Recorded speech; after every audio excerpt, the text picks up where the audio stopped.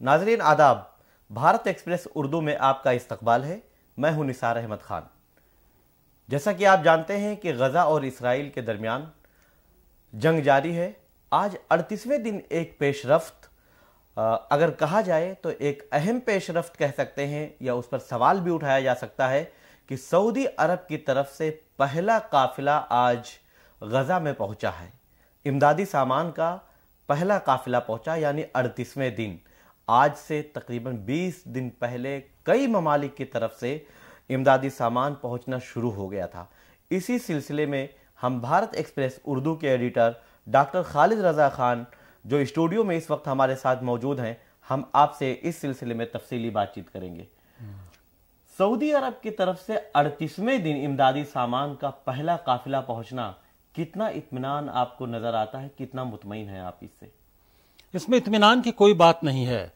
سعودی عرب کے لیے یہ شرمناک بات ہے کہ سب سے پڑوسی ملک، سب سے زیادہ جو فلسطین کی آواز ماضی میں اٹھاتا رہا، جس سے پوری دنیا کو سب سے زیادہ فلسطین کے مسئلے کو حل کرنے کے معاملے میں سب سے زیادہ سعودی عرب سے امیدیں رہیں، وہ سب سے آخر میں، اگر یوں کہیں کہ اس دور میں 38 دن کے بعد سب سے آخری قافلہ اگر جا رہا ہے امدادی سامان لے کر، تو وہ سعودی عرب کا یہ قابل افسوس ہے۔ اس سے پہلے یہ قابل فخر بات ہے ہم سب لوگ کے لیے کہ جو وہاں دقت شروع ہوئی، اس کے ٹھیک 2 ہفتے کے اندر بھارت نے اپنا امدادی جہاز بھیج دیا، امدادی سامان بھیج دیا، اور بڑی تعداد میں امدادی سامان وہاں مہیا کروایا۔ اور اس کے بعد چند دن پہلے سعودی عرب کے لوگ جاگے، وہاں کے حکمرانوں نے عوام سے چندہ کرنا شروع کیا، اپنا جو کنٹریبیوشن تھا وہ دیا، اس کے علاوہ عوام سے چندہ اکٹھا کرنا شروع کیا۔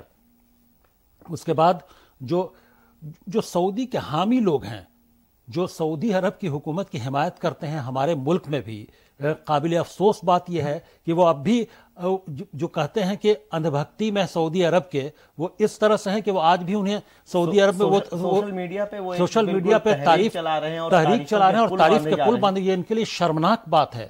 یہ ایسے وقت میں جب وہاں انسانیت پر اتنا بڑا کرائسس آیا ہوا ہے، وہ تمام جو ہے وہ تقریباً 13,000 لوگوں کی جانیں جا چکی ہیں، معصوموں کا قتل عام ہو رہا، ہاسپٹل پر بمباری ہو رہی ہے، 5,000 سے زیادہ بچوں کا جو بالکل دودھ پیتے بچے ہیں وہ بھی شامل ہیں ان میں، ان لوگوں کا قتل عام کیا گیا۔ اور سعودی عرب کی طرف سے صرف بیانات جاری کیے گئے، مذمتی بیانات جاری کیے گئے، لفظی کی گئی، صرف زبانی جمع خرچ سے کام لیا گیا۔ اس کے 38 دن کے بعد وہاں پر امدادی سامان بھیجا جا رہا ہے، تو اس پر کون سی تعریف کی بات ہے جو سوشل میڈیا پر سعودی عرب کی اندھی حمایت میں وہ اس طرح کا کیمپین چلایا جا رہا ہے؟ یہ قابل افسوس بات ہے۔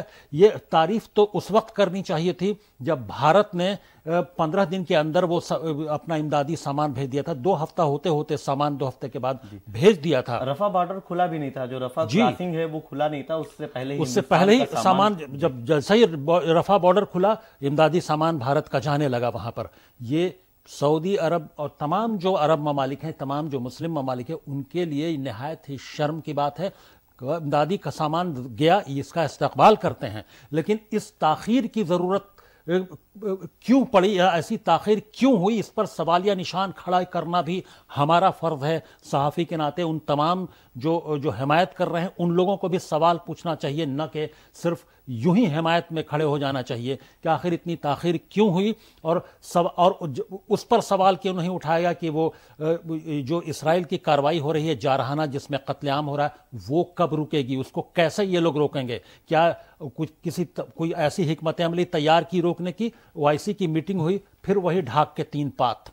جی، کل جو OIC کی میٹنگ کا آپ نے ذکر کیا، OIC کی میٹنگ ہوئی، اس میں کئی اہم تجاویز پیش کی گئیں کئی ممالک کی طرف سے، خاص طور پر کہ اسرائیل کو دہشت گرد ملک قرار دیا جائے، اور اس کے علاوہ اس میں جو قتل و غارت گری جاری ہے اس پر پابندی لگانے کی بات کی گئی، تیل سپلائی کو روکنے کی بات کی گئی۔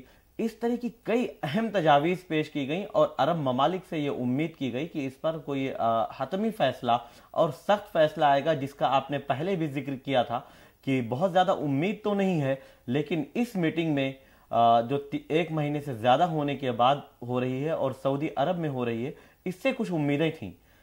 کوئی فیصلہ نہیں ہوا، کوئی فیصلہ نہیں ہو سکا۔ پھر یہ تو یہی ہوتا ہے کہ یہ ایک پکنک کی طرح یہ لوگ بیٹھتے ہیں اوآیسی جو ممالک ہیں ان کے سربراہ ان کے جو حکمراں ہیں اور وہ یوں ہی گپ شپ کر کے کچھ تجاویز پر سامنے لا کے اس پر بحث کر کے اٹھ جاتے ہیں. کوئی کانکریٹ فیصلہ ہوتا نہیں کوئی کہ جس سے کوئی تبدیلی لائی جا سکے حالات میں. اور لگتا ہے کہ وہ جو بنیامین نیتن یاہو کا پہلے کا بیان رہا ہے کہ جس میں انہوں نے تنبیہ کی عرب حکمرانوں کو اور تمام جو مسلم اوآیسی کنٹریز کے حکمراں ہیں کہ اگر اپنے مفاد کو بچانا ہے تو خاموشی اختیار کریں. عرب ممالک کو خاموشی اختیار کرنا چاہیے ورنہ ان کے مفاد کو نقصان پہنچے گا. یہ کون سا ان کا مفاد ہے اور اسرائیل کے ساتھ کیا معاملات اندرونی چلتے رہے ہیں کہ اتنا بڑا مفاد ان کا ہے کہ ان کو خاموش رہنے پر مجبور کیا جا رہا ہے. اور بنیامین نیتن یاہو یہ دھمکی یہ تنبیہ دے رہے ہیں انہوں نے ماضی میں دیا کہ اور مجھے یاد پڑتا ہے کہ اسی دھمکی اور تنبیہ کی کہ وہ شاید اب نظر آتی ہے کہ وہ یوں ہی ایک بات چیت کر کے گپ شپ کر کے اٹھ جاتے ہیں اور کوئی حتمی فیصلہ کوئی سخت فیصلہ کرنے سے قاصر ہیں یہ تمام لوگ.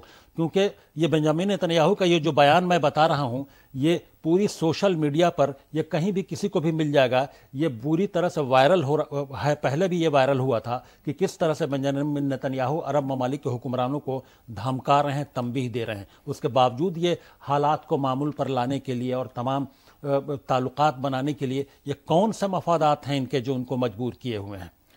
میں اپنے ناظرین کو بتانا چاہوں گا کہ ابھی ڈاکٹر خالد رضا خان نے جس ویڈیو کا ذکر کیا اور نیتن یاہو کے جس بیان کا ذکر کیا وہ بیان تو ماضی میں دیا گیا تھا لیکن ابھی سوشل میڈیا پر اس کی بات کی جا رہی ہے وہ وائرل ہو رہا ہے اور خاص طور پہ ایسا لگتا ہے کہ نیتن یاہو نے آج کل میں ہی یہ بیان دیا ہے کیونکہ عرب ممالک کی جو خاموشی وہ بیان بھلے ہی انہوں نے تازہ نہیں دیا ماضی میں دیا لیکن اوآیسی میٹنگ میں لگاتار یکے بعد دیگرے کئی میٹنگز ہوئے اوآیسی کے اس میں ریفلیکٹ وہی ہوتا ہے فیصلوں سے جو بنیامین نیتن یاہو کا بیان لگتا ہے کہ وہ بیان سیدھا ریفلیکٹ ہو رہا ہے اور کوئی فیصلہ نہیں کر پاتے بلکہ بالکل ایسا لگتا ہے کہ یہ تازہ بیان ہے. اور یہ جس طرح کی خاموشی اختیار کیے رہتے ہیں یہ لوگ لگتا ہے کہ وہ اسی تنبیہ اسی دھمکی کا نتیجہ ہے کہ یہ کوئی کانکریٹ فیصلہ نہیں لیتے صرف ایک رسمی میٹنگ کر کے دنیا کو عالم اسلام کو جو اوآیسی کنٹریز کے جو عوام ہیں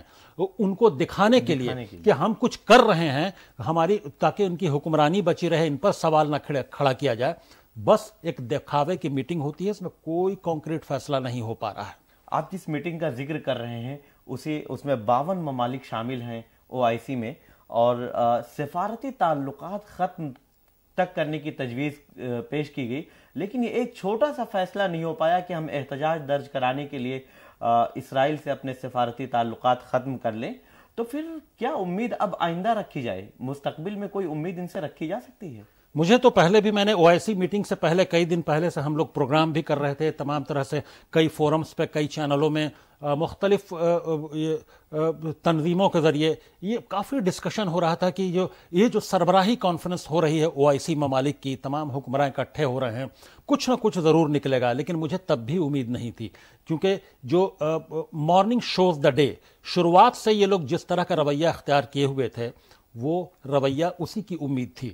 ان لوگوں کے اندر اتنی ہمت بوتے وغیرہ نہیں ہیں اتنی قوت نہیں ہے کہ یہ کچھ کانکریٹ فیصلہ کر پائیں. اس لیے وہ جو ہونا تھا جو امیدیں تھی وہی ہوا. یہ صرف گپ شپ کر کے کچھ مذمتی قرارداد جو کرٹیسائز کرنا وہ کرٹیسائز کر کے وہ بس وہاں سے اٹھ کے چلے گئے اپنے اپنے جگہوں پر اور پوری دنیا کے عوام امید پالے تھی. اور اب بھی وہ کنونس کرنے کی کوشش کی جا رہی ہے عوام کو کہ نہیں ہم نے بہت اچھا بہت کانکریٹ فیصلہ لینے کی کوشش کی ہے. وہ کوشش دھراتل پر نظر نہیں آ رہی ہے وہ کوشش کامیاب ہوتی نہیں دکھ رہی ہے. جی تو اب 35 یا 38 دن کے بعد میں اوآیسی کا یہ رویہ جو تھا کیا آئندہ اس کی میٹنگ ہونی چاہیے اوآیسی کی فلسطین کے مسئلے پر؟ مجھے تو لگتا ہے سر میرا سوال یہی ہے کہ مجھے لگتا ہے کہ اس طرح کی میٹنگ کا بائیکاٹ کر دینا چاہیے اور اوآیسی کے وجود کا کیا مطلب رہ جاتا ہے؟ اوآیسی کے وجود کا کوئی مطلب نہیں اگر اس تناظر میں دیکھیں تو. لیکن کون بائیکاٹ کرے گا؟ تمام جو حکمراں ہیں وہ اس کے ممبر ہیں اس میں شامل ہیں سب مل جل کر فیصلہ کرتے ہیں کہ اوآیسی کی میٹنگ بلائی جائے ہم لوگ بیٹھ کر اپنے اپنے عوام کی آنکھوں میں دھول جھونکیں اور وہ پھر کوئی کانکریٹ فیصلہ نہیں کرتے ہیں، ایک پکنک مناتے ہیں، گپ شپ کرتے ہیں، مذمتی قرارداد یعنی کرٹیسائز کرنے کا ریزولوشن لاتے ہیں، اس کے بعد وہاں سے وہ اپنے اپنے ملکوں میں چلے جاتے ہیں، اور عوام جو ہے وہ پھر اسی طرح سے مایوس ہو جاتی ہے. یا فلسطین کے عوام کا جو قتل عام جاری ہے وہ جاری ہے. بنیامین نیتن یاہو، اسرائیل کی حکومت لگاتار اس بات کے لیے پرعزم دکھ رہی ہے کہ وہ قتل عام جاری رکھے گی اور اپنی ایکسپینشنسٹ پالیسی جاری رکھے گی. یہ اور جس طرح سے تمام طرح کے جو UN وغیرہ میں جو قراردادیں آئی ہیں اس سے تو یہی لگتا ہے کہ اسرائیل 1 انچ بھی اپنے جو اس کا جو عزائم ہیں اس سے ہلنے کو تیار نہیں. لیکن اگر سوشل میڈیا کی بات کی جائے، دیکھا جائے تو فلسطینی عوام کو خاص طور پر اللہ کی مدد کے بعد اگر کسی سے امید کی جاتی ہے تو عرب ممالک سے کی جاتی ہے، اور دوسری طرف امریکہ کا رویہ بالکل سامنے دکھ رہا ہے، واضح طور پر ہے کہ وہ اسرائیل کی حمایت میں ہے. لیکن اس نے آج سے 20 دن پہلے یعنی 18-19 اکتوبر کی رات کی ہم بات کریں تو اس جو بائیڈن نے اعلان کر دیا تھا امریکی صدر نے کہ ہم $100 ملین فلسطینی عوام کے لیے دیتے ہیں، اور اس سے پہلے رفح کراسنگ کھلنے سے پہلے اس کے امدادی سامان بھی پہنچ گئے تھے. تو کہیں نہ کہیں انسانیت تو وہاں زندہ نظر آ رہی ہے سر. نہیں، وہ بھی ایک آئی واش، جس کو میں آئی واش کہوں گا. $4 بلین ابھی جب سے جنگ شروع ہوئی اس کے بعد اعلان کیا، اس کے بعد نہ جانے کتنے 15 ملین $20 ملین وہ لگاتار اسرائیل کی مدد کر رہا ہے، ہتھیار بھیج رہا ہے، طرح طرح کی دنیا سے مغربی ممالک سے ہتھیار جا رہے ہیں اس کے پاس، اور تمام طرح کی جو اکنامک وہ جا رہی ہے. اس کے بعد $100 ملین اونٹ کے منہ میں زیرہ بھی نہیں ہے. تو وہ ایک آئی واش تھا کہ چلیے ہم کچھ مدد بھیج رہے ہیں انسانی ہیومینیٹیرین ایڈ کے نام پر، لیکن وہ یوں ہی ایک آئی واش ہے. اور ایک طرف یہ ہیومینیٹیرین ایڈ کی بات کرتے ہیں 100 ملین، اور دوسری طرف اسرائیل کی قتل عام کے لیے پشت پناہی بھی ہو رہی. تو یہ تو امریکہ سے جو امید کی جاتی ہے وہ اسی امید پر کھرا بھی اترتا ہے اسرائیل کے ساتھ کھڑے ہونے میں. جی، اس سلسلے میں آخری سوال ابھی آج ہی کا معاملہ ہے کہ جو وائٹ ہاؤس کے قومی سلامتی کے مشیر ہیں جیک سلیوان، انہوں نے کہا ہے کہ واشنگٹن اسپتالوں میں بندوق کی لڑائیاں نہیں دیکھنا چاہتا ہے، لیکن 7 اکتوبر سے پہلے یعنی جب حماس نے اسرائیل پر حملہ کیا ہے اس سے پہلے کی جو صورتحال تھی یا ان کی حکمرانی تھی غزہ پر، اب وہ نہیں باقی رہ پائے گی. یعنی جنگ بندی کے بعد بھی حماس کو قیادت کرنے کی یا حکومت کرنے کی کا اختیار نہیں ہوگا. فلسطینی عوام کس کی قیادت قبول کریں گے، کس کی حکومت بنائیں گے، جو غزہ میں ہیں یا پھر ویسٹ بینک میں ہیں، کون ان کا پولیٹیکل ریپرزینٹیٹیو ہوگا، ان کی تمام جو ان کے معاملات ہیں، ان کے جو انٹرنل افیئرس ہیں وہ کیسے طے ہوں گے، یہ فیصلہ کرنا فلسطینی عوام کا حق ہے.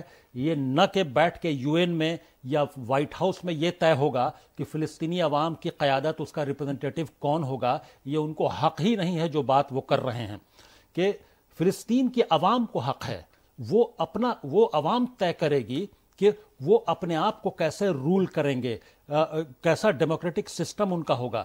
یہ وہاں بیٹھ کر یہ کیسے طے کر سکتے ہیں؟ اس سے ظاہر ہوتا ہے کہ دنیا میں ہر جگہ وہ طے کرنے کی کوشش کرتے ہیں کس طرح کا ڈیموکریسی کا ڈیزائن ہوگا، کس طرح کی ڈیموکریسی کہاں ہوگی، کس کو حکمرانی کرنے کی اجازت دینی ہے، کس کو پولیٹیکلی امپاور کرنا ہے. یہ بیکار کی بات ہے. یہ بات ہونی چاہیے تھی کہ فلسطینی عوام کو حق ہوگا غزہ میں کہ وہ اپنا نیا ریپرزینٹیٹیو چنے یا کسی کو جس کو چاہیں وہ چنے. یہ بات ہوتی تو کچھ عقل میں وہ بات آتی، لیکن یہ بات عقل سے پرے ہے. اور یہ ہیجمونک جو رویہ ہے امریکہ کا وہ بتاتا ہے کہ وہ چاہتا ہے کہ اس کی سرپرستی میں تمام چیزیں، ڈیموکریسی بھی پھلے پھولے، اس کے ماڈل کے حساب سے پھلے پھولے، وہ جس کو چاہے وہ حکمرانی کرے. تو یہ بات ان ایکسیپٹیبل ہے. ہمارے ناظرین تک تمام تفصیلات پہنچانے کے لیے آپ کا بہت شکریہ. تو سعودی عرب کا جو رویہ، خاص طور پر عرب ممالک یا سعودی عرب کی بات کی جائے یا OIC کی بات کی جائے تو ان کا رویہ رہا ہے، اس پر سوال اٹھنا لازمی ہے. اور خاص طور پر فلسطینی عوام کافی امید کی نظروں سے ان کی طرف دیکھتے ہیں، لیکن ان کو مایوسی ہاتھ لگتی ہے، اور ان کے لیے صرف زبانی جمع خرچ کی بات کر لی جائے یا صرف ایک مذمتی قرارداد پاس کر دیا جانا، یہ انتہائی افسوسناک ہے. آپ دیکھتے رہیں بھارت ایکسپریس، اور اگر آپ نے اب تک ہمارے یوٹیوب چینل کو سبسکرائب نہیں کیا ہے تو ہمارے چینل کو سبسکرائب کریں، اور اگر ہماری ویڈیو آپ کو پسند آئے تو اسے لائک کریں اور شیئر کریں۔ شکریہ۔